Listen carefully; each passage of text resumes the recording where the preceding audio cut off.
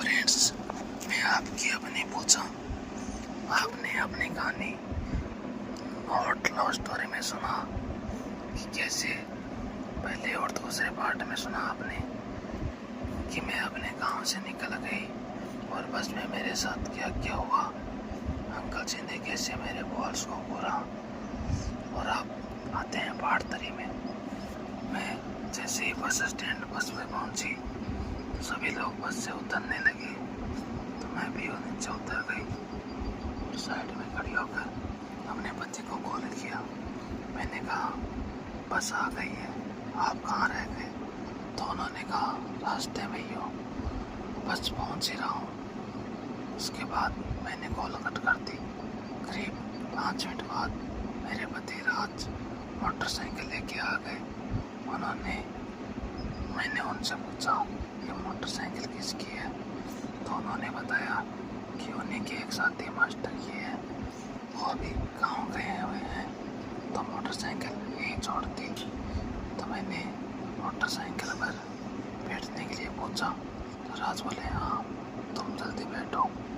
तो मैं राज के कंधों पे हाथ रखकर मोटरसाइकिल पर बैठ गई। मैं तो राज से चिपक कर बैठना चाहती थी, लेकिन क्या कर सकती हूँ, मार्केट था तो मैंने ऐसे ही बैठना सही समझा।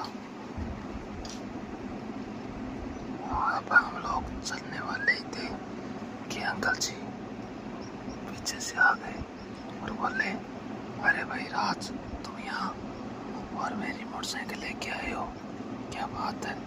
तुमको पता था कि मैं आने वाला हूँ? पहले तो राज थोड़ी हड़बड़ा गई, लेकिन फिर हिम्मत करके बोले कहाँ? सुभाष जी। उन अंकल का नाम सुभाष था। तो उन्होंने कहा सुभाष जी मैं तो अपनी पत्नी को लेने आया था, आपका मुझे नहीं पता था। तो अंकल बोले कोई बात नहीं, अभी तुम दोनों तो यार रिक्शा कर लो, मैं मोटरसाइकिल ले जाता हूँ। तो राज बोले सुभाष जी अभी कहाँ रिक्शा मिलेगी, एक काम करते हैं तीनों साथ ही चलते हैं। इतने में सुभाष जी झट से मेरे पीछे बैठ गए और बोले चलो फिर जल्दी से। अभी मैं भी क्या ही करती, अगले की मोटरसाइकिल थी तो राज भी चल दिए। आगे रास्ते पे थोड़ी दूर चलने के बाद एक छोटा सा गड्ढा आया। मोटरसाइकिल का टायर जिसमें गिरने की वजह से थोड़ा उछल गए। सुभाष जी ने झट से मेरे पेट को पकड़ लिया। मैं तो घबरा गई। उन्होंने मेरा पेट जोर से पकड़ रखा था, मेरा तो रोम रोम सरकाने लगा। मैंने अपने हाथ से उनका हाथ हटाया और सीधे बैठ गए। उसके बाद थोड़ी दूर आगे चलने पर हम कॉटेज पर पहुंच गए, जहाँ पर राज और सुभाष जी रहते थे। हम सभी मोटरसाइकिल से उतर गए। राज ने मोटरसाइकिल को अंदर खड़े किया, मुझे आवाज दी 10 का नींबू दिया।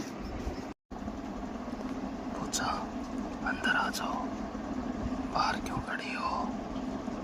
मैं बोली आ रही हूँ, मेरी सैंडल के कुछ लग गया है, उसको ही उतार रही हूँ। फिर मैं अंदर चला गई। जाने के बाद मैं उनके पास ही बेड पर बैठ गई, उसके ऊपर ही बैठ। और उन्होंने मेरे से पूछा चाय पियोगे?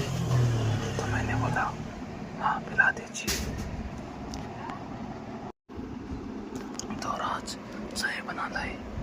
फिर हम दोनों ने बैठ के चाय पी, बहुत सारी बातें की। उसके बाद सुभाष जी अंदर आ गए, बिना कुछ बोले ही सीधा दरवाज़ा खोल दिया।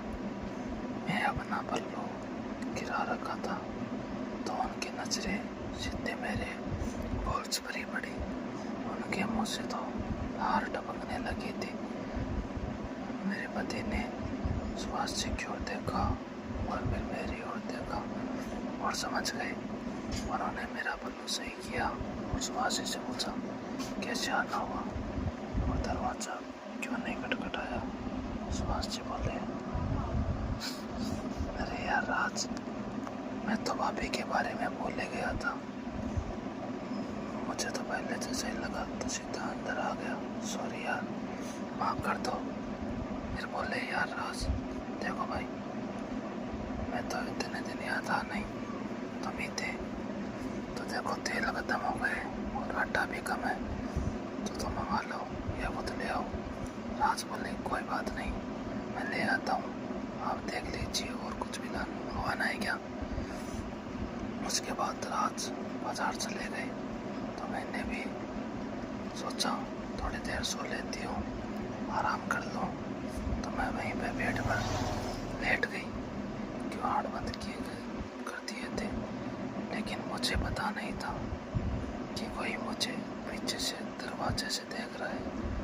मैं जैसे ही सो रही थी, मेरा पल्लू नीचे गिर गया और मेरे सोने के कारण मेरे सीने का उभार सामने आ गया।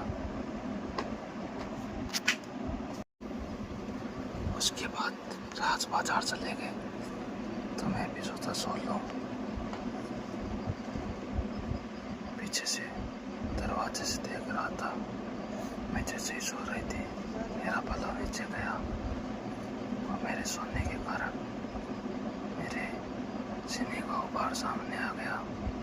मेरे बॉल्स मेरे ब्लाउज से बाहर आ रहे थे, जिसको देखकर सुभाष जी अपना औजार बाहर बैठकर हिला रहे थे। मुझे इस बात का बिल्कुल भी पता नहीं था, मैं तो गहरी नींद में सो रही थी। राज ने मुझे बताया कि वो वापस आए, तब सुभाष जी दरवाजे के पास बैठे थे और पता नहीं अचानक क्या हुआ कि वहाँ से भाग गए। पसीना आ रहा था उनको, तब उन्होंने देखा कि सुभाष जी गेट के पास से जा रहे थे और कुछ देर बाद अंदर चले गए। अंदर जाकर राज कुछ बोलते उससे पहले ही राज को वहाँ पे गेट के पास एक कुछ सफ़ेद सी क्रीम से गिरी हुई दिखाई थी, जिससे राज समझ गए क्या हो रहा था। फिर राज बोले ये बूढ़ा बहुत ही खराब आदमी है, ये सुधरने वाला नहीं है। उन्होंने मुझसे कहा कि इस बूढ़े आदमी से ध्यान रखना, इन्हीं हरकतों के कारण इसकी शादी नहीं हो रही है और अभी तो इसकी शादी होगी भी नहीं। कौन इस बूढ़े को अपनी लड़की देगा। मेरे को भी हंसी आ गई, मैंने हामी भर दी। उसके बाद एक रोटी बनाने वाली औरत आई और उसने रोटियां बनाई और सुभाष जी के पास आकर बातें करने लगी। सुभाष जी भी उसको देखकर मुस्कुरा रहे थे और उसके साथ बातें कर रहे थे। इन दोनों को साथ में देखकर मुझे लगा उन दोनों का आपस में चक्कर होगा, लेकिन मुझे क्या था। हमने खाना खाया और फिर मैंने राज से कहा हम कमरे के ऊपर जाकर सो जाते। राज बोला कमरे के अंदर ही चलते हैं, ये सुभाष जी है, ये हमें आराम से कुछ भी नहीं करने देंगे। मैंने कहा मुझे कोई फर्क नहीं पड़ता, आपको पता है अभी गर्मी का मौसम है, लाइट कभी भी जा सकती है और इतना पसीना हम ऐसे भी कुछ नहीं कर पाएंगे, इससे अच्छा हम छत पर चलते हैं। तो फिर मैं और राज दोनों छत पे चले गए।